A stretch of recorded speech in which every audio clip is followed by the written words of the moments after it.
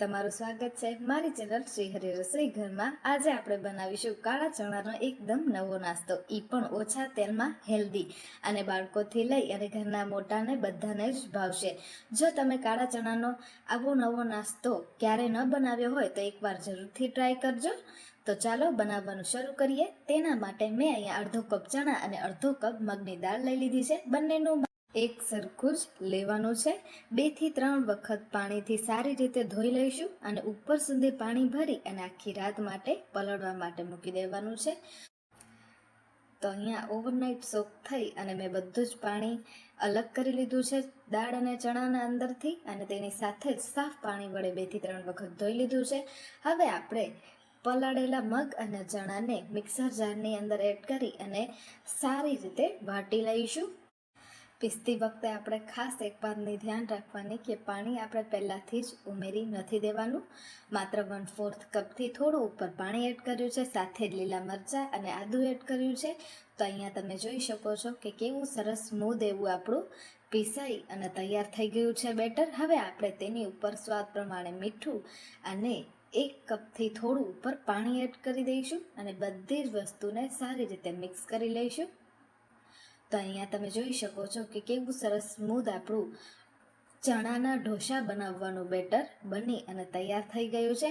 હવે આપણે આને 2 થી 3 કલાક માટે આથો આવવા માટે મૂકી દઈશું। તમે આથો ના આપવો હોય અને એમને એમ બનાવવા હોય તો પણ તમે બનાવી શકો છો, પણ આથો આપીશું તો તેનાથી એક ખટાશ આપણા નાસ્તાની અંદર આવશે, જેનાથી ખૂબ જ ટેસ્ટી એવો આપણો કાળા ચણાનો નાસ્તો બની અને તૈયાર થાય છે।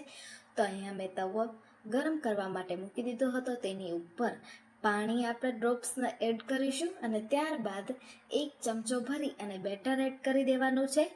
તેલ, બટર અથવા તો ઘી તમે ઉપરથી એડ કરી શકો છો। હું અહીંયા ઘી અને બટર બંનેને ઉપયોગમાં લઈ રહી છું। ત્યારબાદ આપણે કેપ્સિકમ અને ડુંગળી એડ કરી દઈશું। ઉપરથી ચટપટો એવો આપણો નાસ્તો તૈયાર થાય તેના માટે ચાટ મસાલો એડ કરી દઈશું અને સાથે જીરાલું પાવડર પણ એડ કરી દીધો છે। તે બિલકુલ ઓપ્શનલ છે, તેની જગ્યાએ તમે લાલ મરચું પાવડરનો પણ ઉપયોગ કરી શકો છો। ત્યારબાદ મેં અહીંયા પનીર અને ચીઝને બંનેને ગ્રેટ કરી અને લઈ લીધું છે। તેનાથી ખૂબ જ ટેસ્ટી હેલ્ધી એવો આપણો નાસ્તો બની અને તૈયાર થશે। ત્યારબાદ આપણો રેડી કરેલો ગરમ નાસ્તો તેને પ્લેટમાં નીકાળી લઈશું। હવે અહીંયા હું તમને એક લસણ ડુંગળી વગરનો ઢોસો બનાવી અને બતાવીશ। તો તેના માટે બેટર પાથરી લઈશું, ત્યારબાદ ઉપરથી બટર અથવા ઘી એડ કરીશું, ત્યારબાદ કેપ્સિકમ, લીલા ધાણા, ચાટ મસાલો અને જીરાલું પાવડર એડ કરી દઈશું। પનીરનું પ્રમાણ થોડુંક આપણે આમાં વધારે રાખીશું, સાથે ચીઝ પણ ગ્રેટ કરી લઈશું। જે લોકો લસણ ડુંગળી ના ખાતા હોય તેના માટે પણ એકદમ ટેસ્ટી એવું ઓપ્શન છે। માત્ર પલાળવું અને પીસવાનો સમય નીકાળી આપો તો 10 થી 15 મિનિટમાં જ ખૂબ જ ટેસ્ટી હેલ્ધી પ્રોટીન આપણો નાસ્તો બની અને તૈયાર થઈ જાય છે। તો એક વખત મારી આ સહેલી રેસિપીથી ઘરે જરૂરથી બનાવી અને ટ્રાય કરજો। ખૂબ જ ટેસ્ટી એવો આપણો આ નાસ્તો બની અને તૈયાર થાય છે। ફરીથી એક ચીલો બનાવી અને હું તમને બતાવી આપું। જો તમારાથી ચીલા ન બને તો તમે તેની જગ્યાએ ઉત્તપમની જેમ પણ બનાવી અને રેડી કરી શકો છો, તેનાથી પણ ખૂબ જ ટેસ્ટી એવો નાસ્તો લાગે છે। માત્ર અમુક આપણે વાતોનું ખાસ ધ્યાન રાખી અને જો આ નાસ્તો બનાવીશું તો ખૂબ જ ટેસ્ટી એવો બની અને તૈયાર થાય છે। તમે બેટરને પાથરતી વખતે તમારે ચમચા વડે બહુ પ્રેસ નથી કરવાનું, કારણ કે અહીંયા આપણે ચણામાંથી નાસ્તો બનાવી રહ્યા છીએ તો તેની લીધે આપણું આથો પણ આપણા બેટરની અંદર સારો આવ્યો હતો, એટલે આ બેટર થોડુંક એવું તો જાડું જ રહેશે। તેનાથી ખૂબ જ ટેસ્ટી એવા ક્રિસ્પી અને થીક આપણા ચીલા બની અને તૈયાર થતા હોય છે।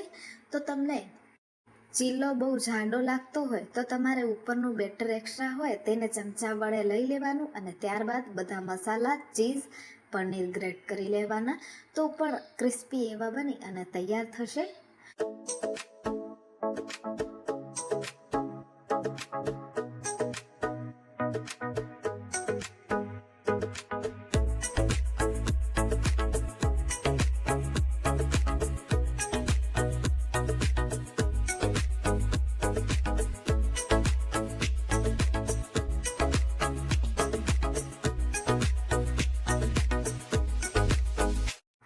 તાવેતાથી તેને કટ કરી અને પીસીસ કરી લઈશું. તો અહીંયા ગરમા ગરમ ચણા અને મગની દાળમાંથી બનેલો એકદમ નવો નાસ્તો તૈયાર છે.